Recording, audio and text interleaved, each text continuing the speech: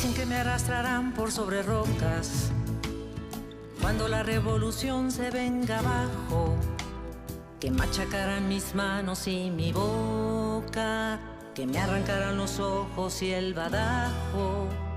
¿Será que la necedad parió conmigo? La necedad de lo que hoy resulta necio, la necedad de asumir al enemigo, la necedad de vivir sin tener precio. Yo no sé lo que es el destino, caminando fui lo que fui. Haya Dios que será divino, yo me muero como viví. Bienvenidos a un nuevo episodio de nuestro segmento Al Sur del Panal. Hoy día tenemos la grata oportunidad de tener con nosotros a Citlali Hernández, quien es la senadora más joven de México del partido Morena, quien fue el partido triunfador en las últimas elecciones. ¿De dónde y cuándo nació esta noción tuya de tener justicia social? Pues mira, yo al igual que muchos jóvenes de mi generación, creo que desde los 14 años tuvimos un punto de quiebre importante. Digo, evidentemente, en algunos casos, el mío, mis padres eran politizados, ellos no se dedican a la política, pero bueno, ellos siempre había un periódico en casa, se veían las noticias, se discutía sobre lo mal que estaba la situación del país, y bueno, creo que eso generó cierta conciencia. Pero cuando yo tenía 14 años, yo soy de la Ciudad de México, gobernaba Andrés Manuel López Obrador, que ahora es nuestro presidente, y nos rompió el esquema mucho, ¿no? Digo, en una lógica muy elemental de ese entonces, cuando todavía quizás no teníamos tanta conciencia, pues escuchábamos siempre críticas contra el gobierno, pero en este caso había una ciudadanía que respaldaba a este gobierno en la Ciudad de México, un gobierno que quitó privilegios, lo destinó al gasto social, construyó hospitales, útiles escolares gratuitos, uniformes, empezó a generar una serie de dinámica que cambió por completo la Ciudad de México, ¿no? Y evidentemente eso le dio mucha popularidad. Todo lo que pasa en la capital de México tiene una repercusión en la República. Tuvo mucha popularidad y hacia finales de su gobierno se le intenta quitar el fuero para meterlo a la cárcel por una tontería que era cerrar una calle, o más bien abrir una calle para comunicar un hospital, una pequeña calle, pero bueno, lo tomaron de pretexto e iniciaron un golpeteo para quitarle el fuero.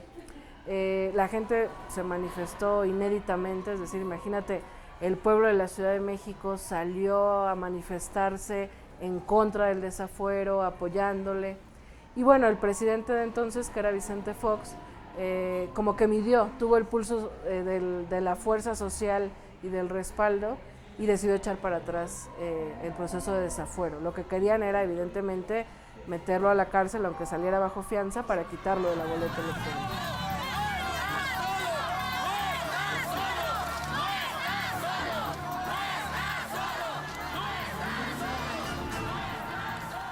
Ahora resulta que en el país de la impunidad, en el país del Fobaproa, de los amigos de Fox, del Pemex Gate, a mí me van a desaforar, me van a encarcelar y me van a despojar de mis derechos políticos por haber intentado abrir una calle para comunicar un hospital.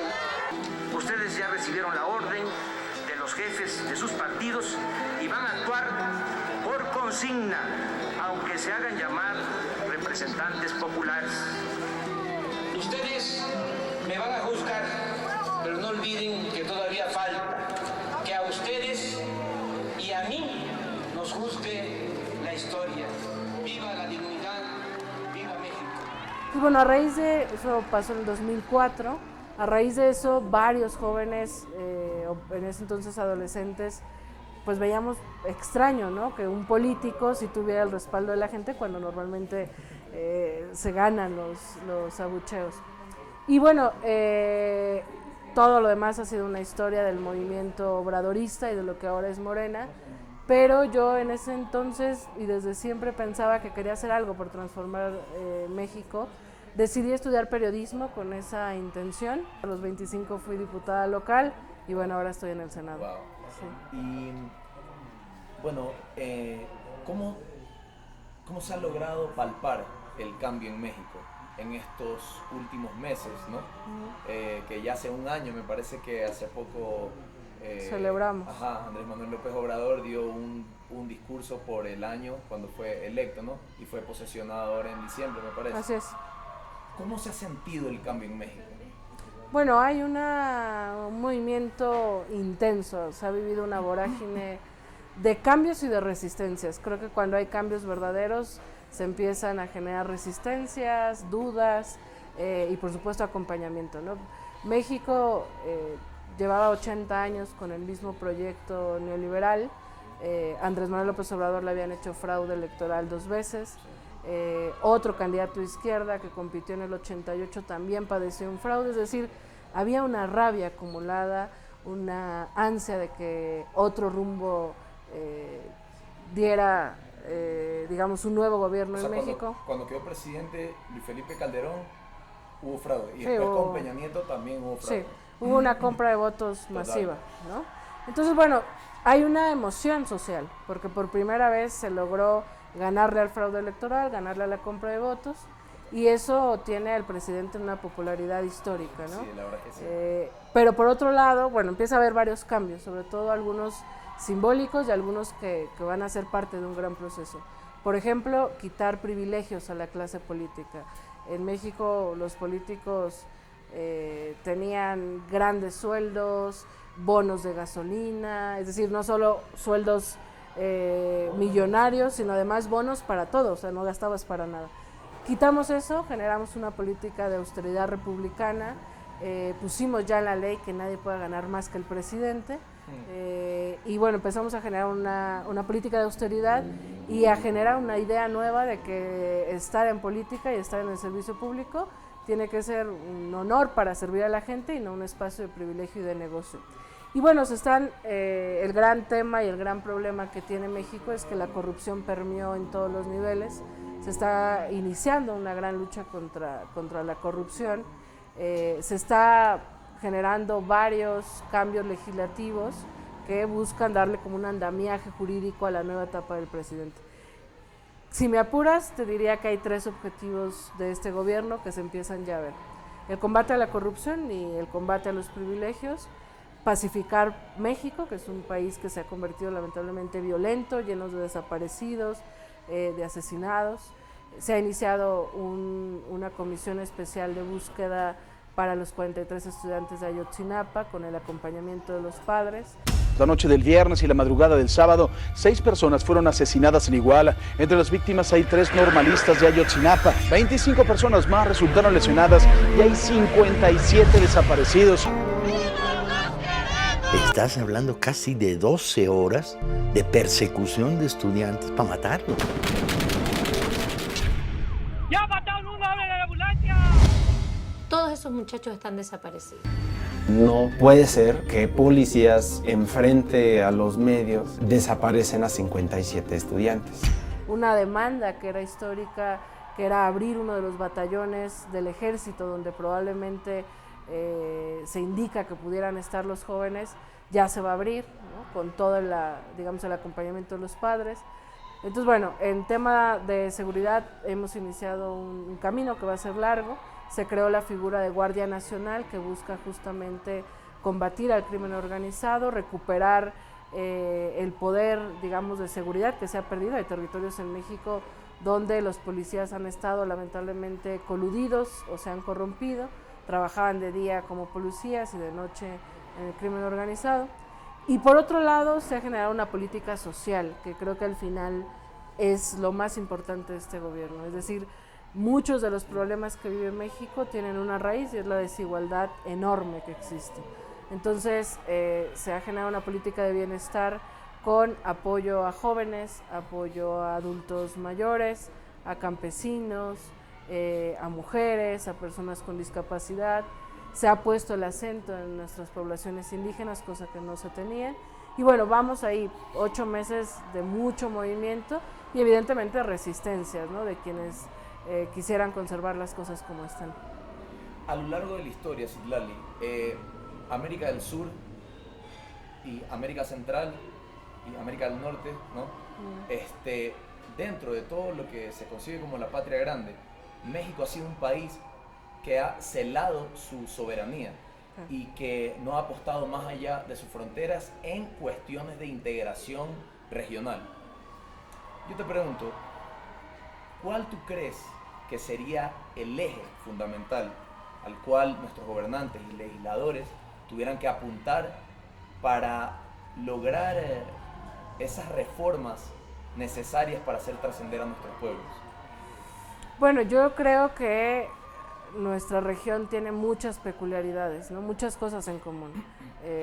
Muchos recursos naturales que se vuelven codiciados por hegemonías en la región, el crimen organizado, el combate o la incidencia en términos de seguridad sometidos a una visión norteamericana. Eso le pasó a México, esta falsa guerra contra narcotráfico que se desató respondía a una demanda y a un tratado con Estados Unidos más que a una visión interna. Entonces, bueno, hay una serie de elementos comunes: la desigualdad, el olvido de nuestros pueblos indígenas, la colonización, tengo que decirlo de alguna manera, que nos quita el orgullo de ser latinoamericanos, de reconocer nuestras raíces. Y creo que el tema es empezar a tomar soberanía y a marcar nuestro rumbo con base en lo que somos, no con base en lo que nos quieren imponer o con base en lo que aspiramos a hacer.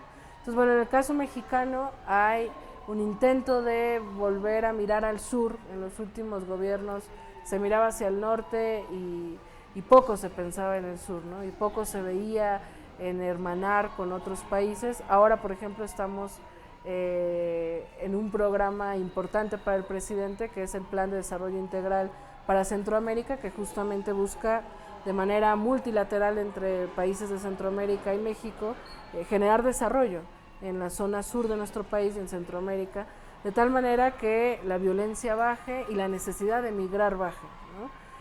Eso es una apuesta. Y bueno, yo creo que en general el tema es, yo estoy convencida de que la política tiene que hacerse de manera distinta. No sé cómo sea en otros países, pero en México la política se convirtió en un espacio de privilegio y de negocio. Y ahora justo lo que estamos poniendo en el acento es que la política se puede hacer de manera ética y que la política tiene que ser una herramienta para transformar la realidad de la gente y para servir a la gente. Entonces, más allá de los discursos, más allá de lo que pueda estar en un papel, si no hay voluntad política y si no hay ética distinta de pensar los espacios donde estamos, pues creo que no habrá ningún tipo de transformación, ¿no? Y en el caso de México eso ha pasado. Los gobernantes han respondido a intereses ajenos al común o al de la sociedad, y ahora lo que estamos buscando en lo que llamamos la cuarta transformación es dignificar la política y ponerla al servicio de la gente. Para no hacer de mí cono pedazos, para salvarme entre únicos e impares, para cederme un lugar en su Parnaso, para darme un rinconcito en sus altares. Me vienen a convidar a arrepentirme, me vienen a convidar a que no pierda, me vienen a convidar a indefinirme, me vienen a convidar a tanta mierda. Hablando de poderes fácticos y burocracias internacionales, ¿tú qué crees que realmente hay una persecución política denominada lawfare en la región, o es que simplemente los sistemas judiciales de Ecuador, Brasil y Argentina han actuado con una imparcialidad absoluta? Yo creo que hay elementos sistemáticos que nos permiten afirmar que sí hay un intento, ¿no? Digo, lo podemos ver, en la región se dio un ciclo progresista que se ha ido mermando y lastimando por acciones sistemáticas de judicialización. Le pasó a Lula, le pasó a Cristina, aquí mismo en Ecuador. Entonces, bueno, creo que sí hay elementos. Yo como militante, lo digo más a título personal que a título de mi partido, sí creo que en este momento de transformación en nuestro país es importante echarle un ojo a lo que ha pasado en la región, sobre todo porque estamos, digamos, en vulnerabilidad frente a lo mismo. Yo estoy convencida de que pues hay elementos comunes que han tratado de romper ese ciclo progresista, de atentar contra los gobiernos que justamente han puesto el acento en la gente y no el sometimiento a otras fuerzas. Entonces, bueno, creo que sí hay elementos que nos permiten afirmar que hay todo un proceso y una intentona peligrosa además, ¿no? Porque se utiliza el Poder Judicial, se utilizan a los medios de comunicación, que ahora lo vivimos en México, todos los medios de comunicación están tratando de desacreditar el inicio de la Cuarta Transformación. Claro, y justamente por eso es súper importante, ¿no? Como que ese contrapeso que Andrés Manuel López Obrador logra crear al tener todas estas conferencias de prensa matutinas, ¿no? Claro. Y que ahora, bueno, las últimas encuestas no pueden mentir, es actualmente el presidente más popular. Totalmente. Y es increíble. Y eso muchas personas lo pueden concebir como que, no, es que él trata de como, yo qué sé, como que crear alguna especie de figura absoluta o totalitaria, pero si los medios de comunicación han tratado de hacer eso, ¿por cuánto tiempo? Ya por cuánto Más tiempo de una antes que década. a México, imagínate. Entonces como que ellos ponían a los intereses especiales como grandes protagonistas, como que nada sirve sin la privatización o concesiones de servicios públicos, todo Claro. tiene que ir a manos privadas. Pero sin embargo ahorita Andrés Manuel López Obrador, ¿no?, le ha mostrado otro camino a México y bueno, probablemente va a ser lo que más prospere en los últimos 90 años de neoliberalismo salvaje que ha tenido toda la región. Sí. Ahora, para concluir, Citlali, tú eres la senadora más joven de Sí. todo México, ¿no? ¿Qué mensaje objetivo le darías a todos esos jóvenes a través de toda América Latina que se están formando actualmente para servir a la gente desde el ámbito político? Bueno, decirles que lamentablemente la historia de nuestros países tiene muchos elementos comunes que nos duelen, que nos lastima. Por supuesto que no podemos ser indiferentes ante la desigualdad, ante la pobreza, la violencia y ante el cinismo de quienes han estado en el poder, ¿no? Que creo que eso indigna y que nuestra generación está llamada a dos cosas: quedarse lamentando de la situación en un sillón y deprimirse, o tomar acción y tratar de transformar en lo que esté en nuestras manos esa realidad que nos duele y que nos lastima. Y yo estoy convencida de que a paso lento y como hormigas, y quizás de manera todavía poco visible, pero hay una generación nueva que intenta transformar sus realidades, sus países, y que seguramente nos estaremos encontrando, no importa si es el ámbito del movimiento, del partido, del activismo, donde sea. Creo que muchos jóvenes tenemos que asumir esa responsabilidad histórica de trabajar por nuestros pueblos, y creo que también tenemos que generar una amplia reflexión y formación para no caer en las trampas del neoliberalismo, ¿no? Hoy escuchamos jóvenes que dicen, no, yo no soy de izquierda ni de derecha, soy patriota. Claro, No, tiene o sea, sentido. no tiene sentido. Tenemos que tomar una postura ideológica, porque eso es lo que nos permite entender una realidad e incidir sobre ella. Entonces, pues eso. Citlali, te molesto con la última cosa. Sí. La Colmena, nosotros somos un colectivo, somos un medio comunicacional digital, que el 10 de agosto cumplimos 2 años. Ah, buenísimo. Quisiera que por favor, a esa cámara, o esta, como te dijo mi compañero, que son tuyas, nos des un breve mensaje a tu gusto para nuestro colectivo y nuestros seguidores. Bueno, pues un saludo a los seguidores de La Colmena, que sean muchos años más, porque medios de comunicación que innoven, alternativos, son fundamentales para el desarrollo de una sociedad. Muchísimas gracias, Citlali. Gracias, ¿no? Para darme un rinconcito en sus altares,